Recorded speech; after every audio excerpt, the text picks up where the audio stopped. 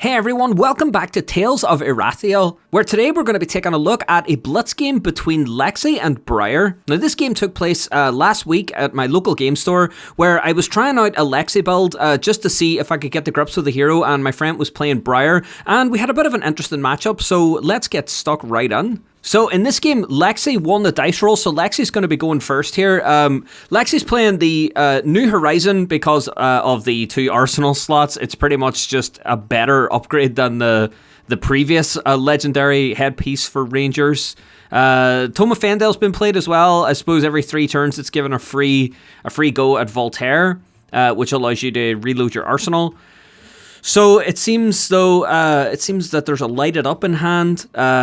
There's also I think it's called Heavenly Strike, the lightning one. It hits for big damage for really low resources. It's such a good card, especially the fact that it also kicks off a lot of the fusions as well in a Lightning Lexi deck. Now, the interesting thing about the heroes in Tales of Aria is that you can pretty much put together an ice build, lightning build, mixed build. There's so much variation within heroes. You can kind of pick how much you want to lean in one direction, but I wanted to just get the grips with what was going on first, so I play very little ice, and I pretty much stick to lightning as much as I can here.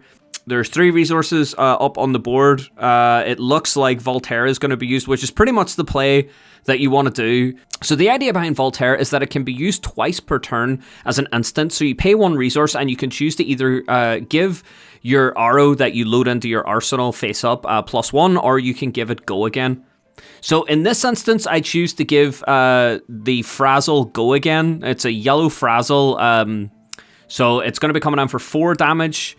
I am going to fuse it here, which means that any attacks after this that would deal damage this turn instead deals that much damage +1. Now this does work on Frazzle as well, which means if Frazzle hits, it does an extra damage, doing a potential 5. Now 4 is a really nice number to put down here because it means that my opponent is more than likely going to have to defend with 2 cards, which they do here. Now it is first turn, so it's not a big deal. Everyone's going to get the draw back up again.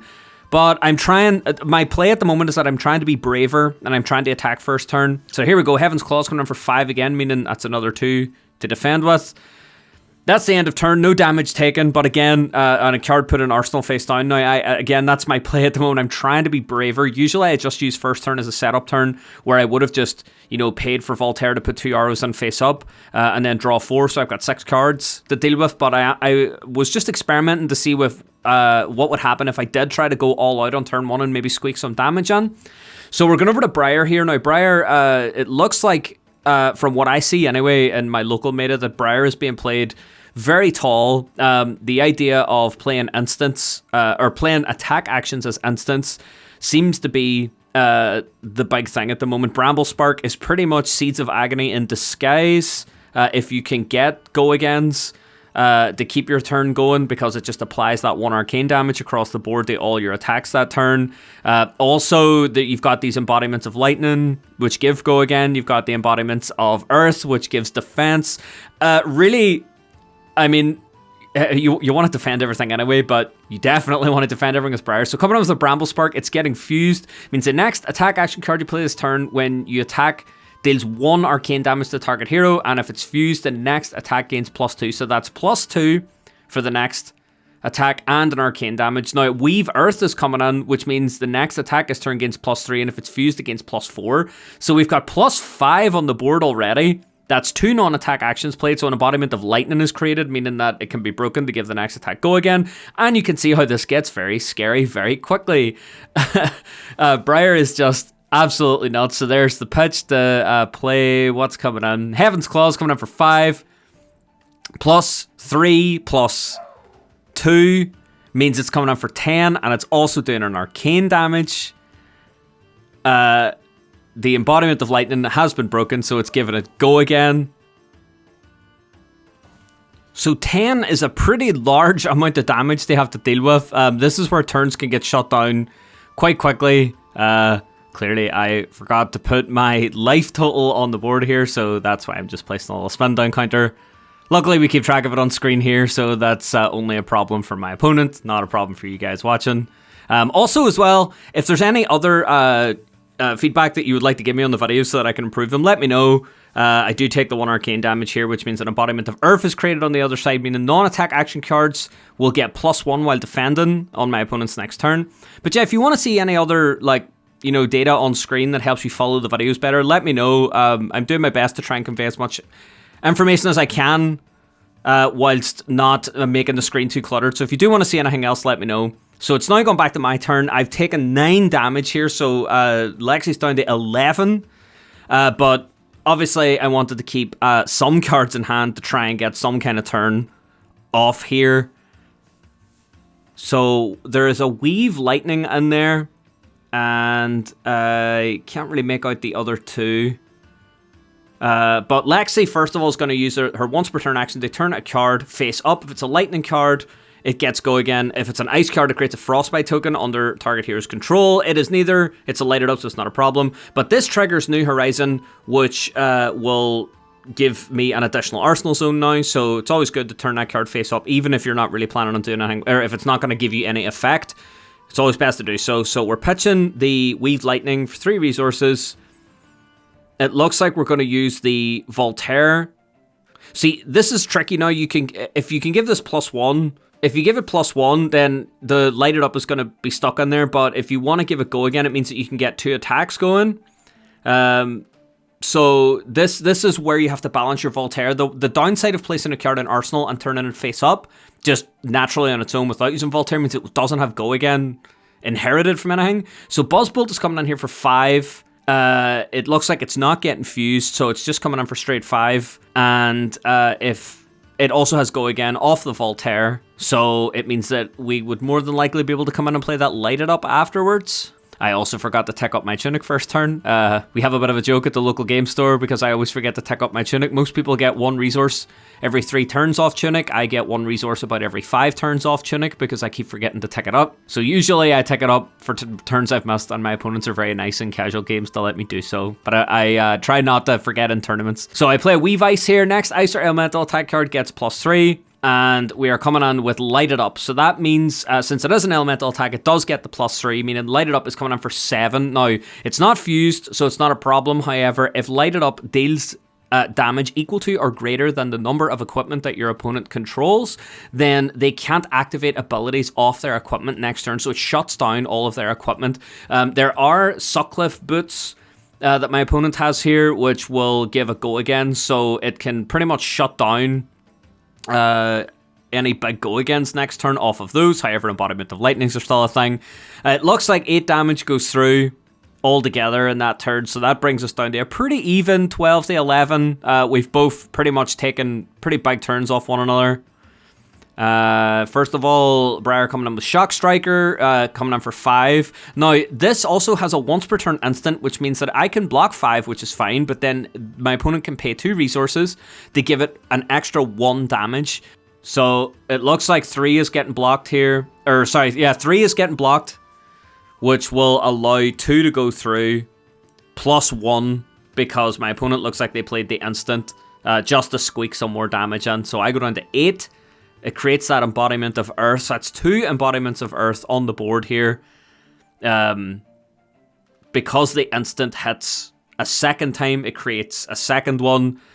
It's a pretty mean system, but those embodiments really do help your opponent or any Briar players to soak up some damage on their turn. Maybe hold on to an extra card or 2 and get those big turns going. So there we go, Tunic. Now, ticked it up to 3. I actually got a resource in 3 turns off Tunic, which is great. To use 3 of a kind. Now, 3 of a kind is pretty much the card you always want to be playing.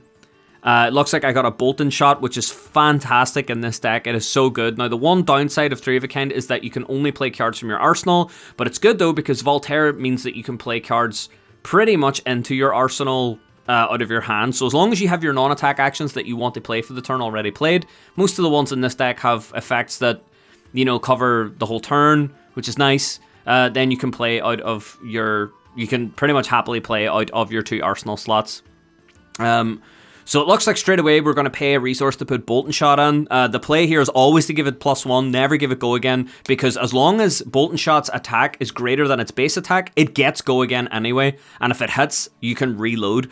This is really good in turns where you play 3 of a kind, because that reload means that you can put a card into your arsenal face up, or an arrow into your, or any card, sorry, into your hand face up. It looks like I have a Tome of Fendale in there, which would be a fantastic card to use off of this. So my opponent here is dealing with 5, Go Again. If it hits, reload. Then I have a second Voltaire I can also use. These are the big turns that 3 of a kind can create. But also I think my opponent, more than likely here, seems they're guessing with 2 cards in hand. They're probably going to try and block the 5 and shut down the reload here. But we'll see, because again, Briar deals with trying to build large turns. There's a Gregorian Tome in hand, which I don't think defends for anything, so that's pretty good for me. Obviously, I don't know this. So there we go. All of it has been blocked. There is no damage goes through, which means no reload. It does have Go Again, which is nice, whether it hits or not, but no reload, meaning if I do want to put anything into my arsenal here, I'll have to place it in using Voltaire. I could also break the bracers. Now, I don't want to do that though, because the bracers is the only gear that I have in this build that has arcane barrier, which I need to stop arcane damage going through, because Briar does arcane damage. Arcane damage can be very dangerous, especially at low health, because you can plink through 1 or 2 damage. It looks like, I think that was Tome of Fendale went on the arsenal. But yeah, it looks like that blocking that Bolt and Shot just completely shut the turn down. Another Bolt and Shot going on the hand, which will be good for next turn. But there we are. Garganian Tome, I pronounced it right that time, is being played to draw a card. It also counts as one of the 2 non-attack action cards that can be played to create an embodiment of lightning. So it looks like my opponent's starting off here with Burgeoning, coming in for... it was played from Arsenal, so it gets that +1. It's coming in for 7 damage. Briar can just go so large so quickly. 7 is such a hard number to defend against, because that's going to be 3 cards from hand if you don't play defense reactions, which I don't.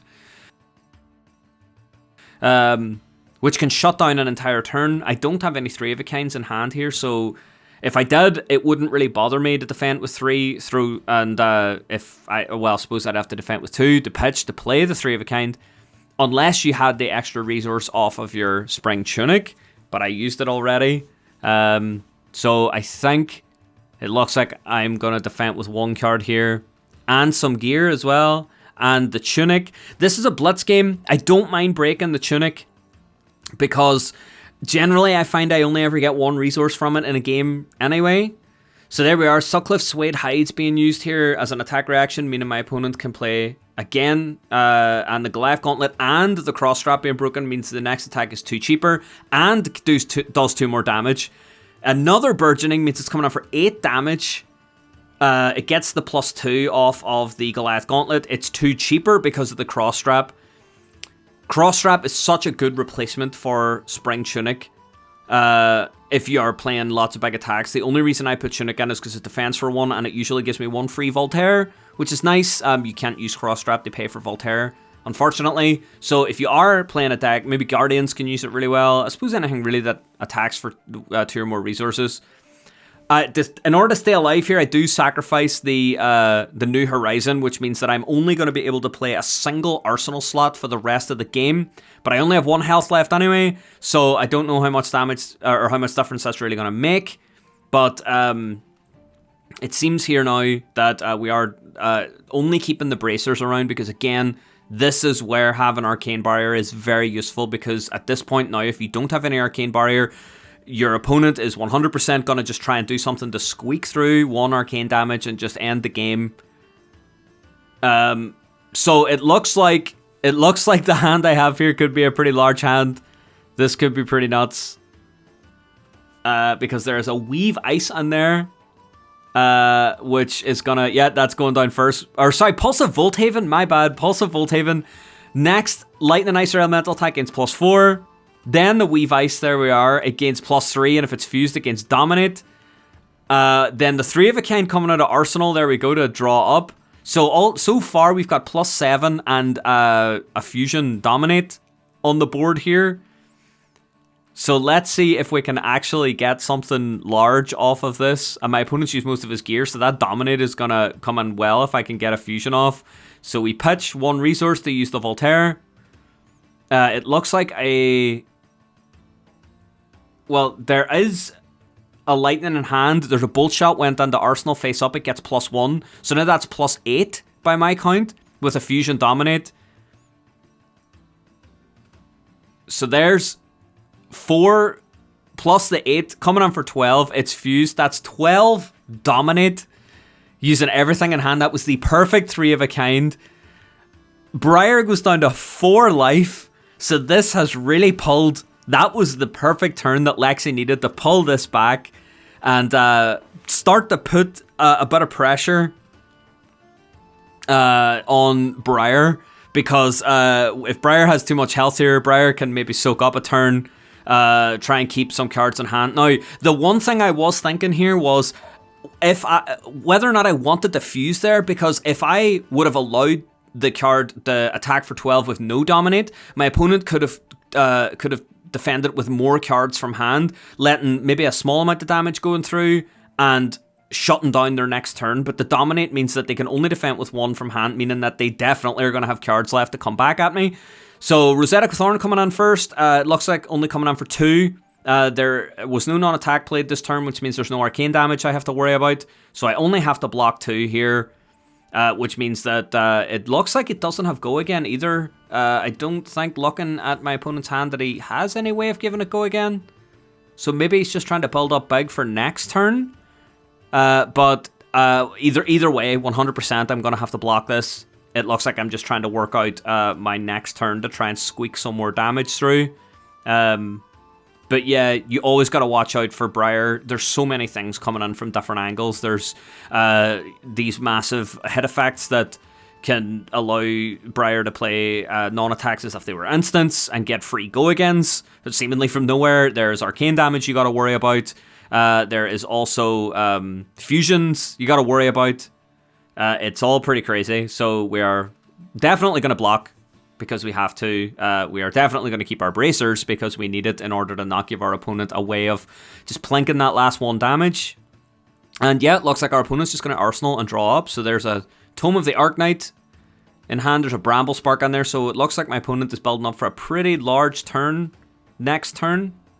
All of the non-attacks are in place to really pump some damage.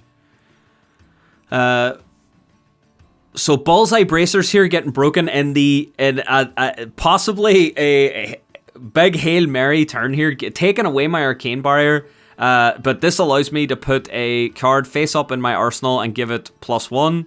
So the reason that I did this was because if I would have used Voltaire, I would have given the card +1, and I would have given it Go Again, which it has now because it's fused. It has Go Again from Fusion and +1 from Bullseye Bracers. But it means that I got to do this entire thing for free rather than paying the 1 resource from Voltaire. And my hand is pretty small at the moment, meaning that every resource here is definitely going to count. Looks like my opponent is trying to figure out what cards are have been used already in the game. Possibly to try and figure out what's coming next. Also, this is sometimes a tell for Briar players because if they are looking at their non-attacks, it means that maybe there are some of them that are going to be played as instants. Who knows? My opponent tends to be pretty good at playing cards close to their chest, pardon the pun, and not really giving away too much info. But again, it's something to be aware of when you're playing against Briar, is that the graveyard can come into play as well. So try to keep a track of what non-attacks are going in there because you may see them again. But it looks like the Dazzling Crescendo is definitely making my opponent feel a bit more uncomfortable. A Tome in hand, which I don't think defends. I'm not sure. But yeah, it looks like hopefully this will disrupt my opponent and squeak through some damage here. We are both very much at the end of the game. I have no gear left. All my opponent has is a Crown of Dichotomy. Yeah, it's all getting blocked. There's no reactions. We're moving on. I do have Go Again, which is nice. And there we are. We're pitching to use 1, use Voltaire, load and frazzle, give it +1. So Frazzle is coming on for 5. No go again. And Briar takes 4 of it. Meaning that Briar goes down to 1. It's 1 apiece.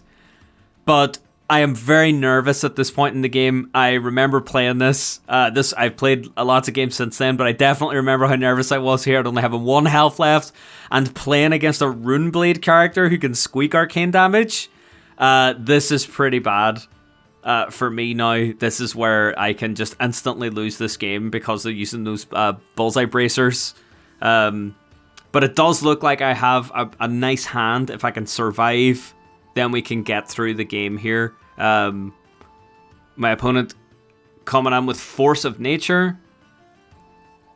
There is no fusion. Next attack, if its base, if its attack is greater than its base, my opponent can draw a card. There's no fusion, so I don't have to worry about that. But it does create an embodiment of lightning. The Crown of Dichotomy is now getting broken with the last resource, or with a resource my opponent has, so they can put a Runeblade, attack action card, and non-attack action card from their graveyard in the top in any order. It's a guarantee here that my opponent is picking out something that is going to deal an arcane damage, because that pretty much at this point is the win condition that my opponent is going to be trying to achieve here. I've just left myself wide open. So really now what I'm thinking at this point is that my opponent has picked 2 cards out that they had full choice of. They have attempted to deal arcane damage in the past, which means I know they're going to try and deal arcane damage next turn.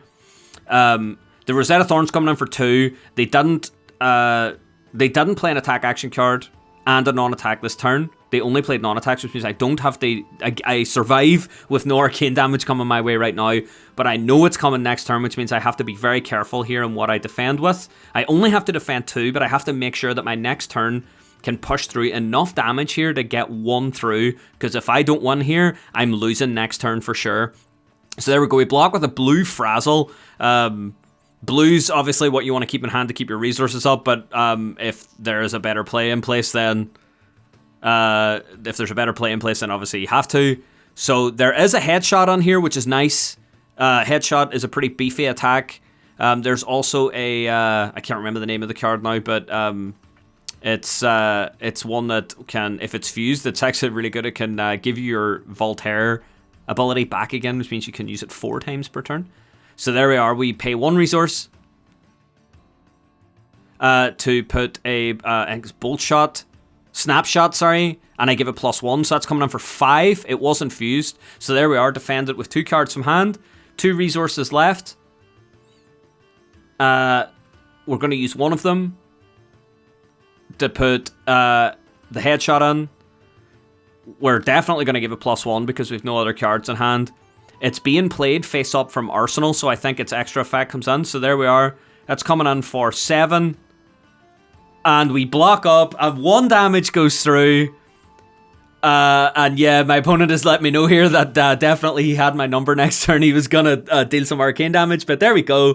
We managed to squeak 1 damage through and take Briar down to 0. These games are so close. I'm having an absolute blast playing Aria. So yeah, that's my first pretty much video playing Lexi and having a go at some of the Aria heroes. We're having a blast playing them down at my local game store. If you enjoyed the video, please consider subscribing. It's a new channel, and it seems people are enjoying the gameplay video. So I think I'm going to focus a bit more on gameplay on this channel.